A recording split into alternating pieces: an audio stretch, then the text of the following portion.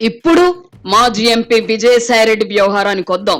మద్యం కుంభకోణానికి సంబంధించి మరిన్ని వివరాలు చెప్పవలసి వస్తే భవిష్యత్తులో చెబుతాను అని ఆయన స్పష్టం చేశారు. దీన్ని బట్టి ఆ కుంభకోణం నుంచి తనను తాను రక్షించుకోవడానికై మరిన్ని వివరాలను బయట పెట్టడానికి ఆయన సిద్ధంగా ఉన్నారని అర్థం చేసుకోవచ్చు.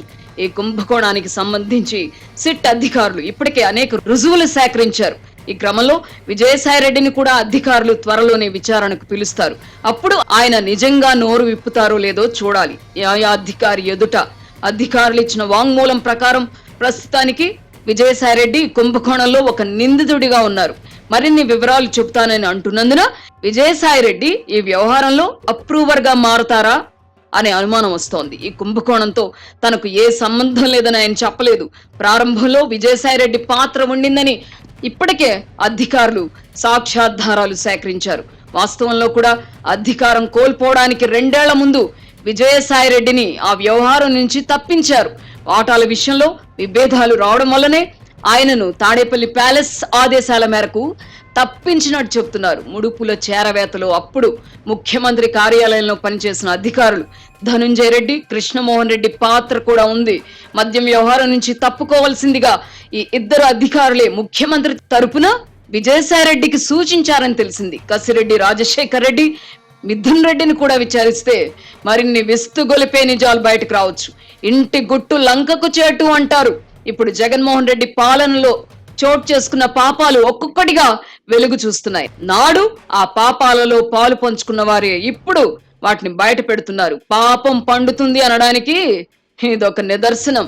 అది విజయసాయిరెడ్డి రూపంలోనా లేక మరొకరి రూపంలోనా అని తేలడానికి మరికొంత సమయం వేచి చూడాలి.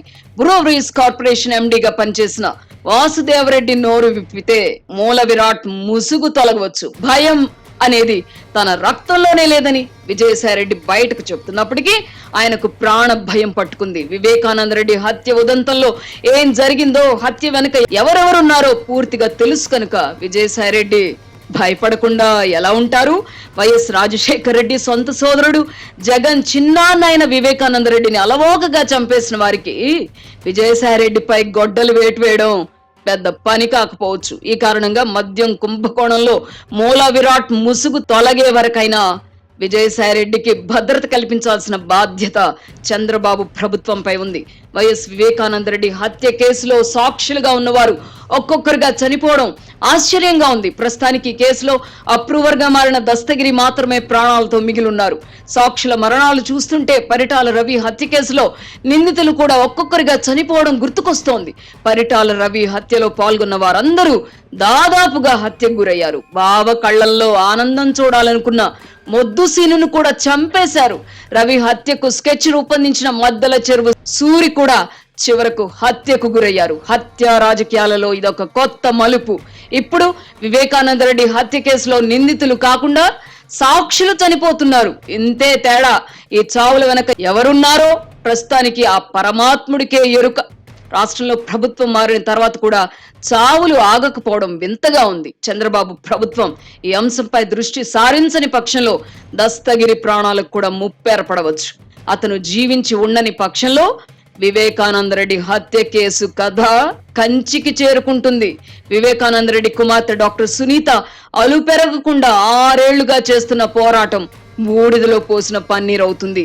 ఈ నేపథ్యంలో మద్యం కుంభకోణం విషయంలో కూటమి ప్రభుత్వం మరింత ఆచితూచి వ్యవహరించాలి. నాటి పాపాలను బయటపెట్టడానికి సిద్ధపడిన అధికారులకు, ఇతరులకు రక్షణ కల్పించాలి. వెంకటేశ్వర స్వామి సాక్షిగా తాను నిజమే చెబుతానని విజయసాయిరెడ్డి చెబుతున్నప్పటికీ ఆయన కాకినాడ పోర్టు విషయంలో నిజాలను మింగేశారు. విజయసాయి నిజంగా నిజం చెబుతానంటే ఆయనను ఎరిగిన వారెవ్వరూ నమ్మరు. అప్పటి ముఖ్యమంత్రి ఆదేశాల మేరకే విక్రాంత్ రెడ్డి రంగప్రవేశం చేసి పోర్టు యాజమాన్యం చేతులు మారే ప్రక్రియను పూర్తి చేయించారు. అయినా తనకు తెలిసి ఇందులో జగన్మోహన్ రెడ్డి ప్రమేయం లేదని విజయసాయిరెడ్డి చెప్తున్నారంటే ఆయనను నమ్మలేం. రాజకీయాలకు దూరం అవుతానని ప్రకటించిన విజయసాయిరెడ్డి ఇతర రాష్ట్రాల నుంచి రాజ్యసభ సీటును డబ్బుతో కొనుక్కోవాలని ప్రయత్నిస్తున్నారు. తమిళనాడులో అటువంటి అవకాశం ఉంటుందేమోనని ఆయన ఆరా తీశారు. అయితే తమిళనాట ద్రవిడ పార్టీలు డబ్బు కోసం రాజ్యసభ సీట్లు అమ్ముకోవని, పార్టీని నమ్ముకున్న వారికే ఆ సీట్లు కట్టబెడతాయని తేలడంతో ఆయన తన ప్రయత్నాలను విరమించుకున్నారు. ఇప్పుడు జార్ఖండ్, ఉత్తరప్రదేశ్ వంటి రాష్ట్రాల నుంచి ఆయన తన అదృష్టాన్ని పరీక్షించుకుంటున్నారు. దీన్ని బట్టి విజయసాయిరెడ్డి నమ్మదగిన వ్యక్తి కాదని, మాట మీద నిలబడరని అర్థమవుతోంది. అయితే రాజ్యసభ సభ్యత్వానికి రాజీనామా చేయడంతో పాటు వైసీపీకి కూడా తాను రాజీనామా చేసినప్పుడు పెద్దగా పట్టించుకునే ఆ పార్టీ తాజాగా ఆయన చేసిన వ్యాఖ్యలపై స్పందించడం విశేషం. జగన్మోహన్ రెడ్డి మళ్లీ అధికారంలోకి వచ్చుంటే విజయసాయిరెడ్డి రాజీనామా చేసేవారా అని మాజీ మంత్రి గుడివాడ అమర్నాథ్ ప్రశ్నించారు. నిజమే, జగన్మోహన్ రెడ్డి వద్ద విజయసాయిరెడ్డికి అవమానాలు కొత్తేం కాదు. అధికారంలో ఉన్నప్పుడు ఆయనకి ఎన్నో అవమానాలు ఎదురయ్యాయి. అయినా మౌనంగా భరించారు. ప్రధానమంత్రి కార్యాలయంతో సంబంధాలను విజయసాయిరెడ్డి చూసేవారు. తర్వాత ఏం జరిగిందో తెలియదు కానీ ప్రధానమంత్రిని కలవడానికి వెళ్లిన అప్పటి ముఖ్యమంత్రి జగన్మోహన్ రెడ్డి ఇకపై తన తరపున అప్పటి ప్రభుత్వ ప్రధాన కార్యదర్శి జవహర్ రెడ్డి అన్న చూసుకుంటారని ప్రధాని కార్యాలయం అధికారులతో విజయసాయిరెడ్డి సమక్షంలోనే చెప్పారు. అయినా ఆయన అప్పుడు మౌనంగానే ఉండిపోయారు. ఆర్థిక నేరాలు చేయడంలో అవిభక్త కవలలుగా వ్యవహరించిన జగన్మోహన్ రెడ్డి, విజయసాయిరెడ్డి నిజంగా విడిపోతే పాపం పండినట్టే. అవినీతి కేసుల్లో కాకపోయినా మద్యం కుంభకోణంలో విజయసాయిరెడ్డి అప్రూవర్ గా మారతారా అన్నదే ప్రస్తుతానికి $1 మిలియన్ ప్రశ్న.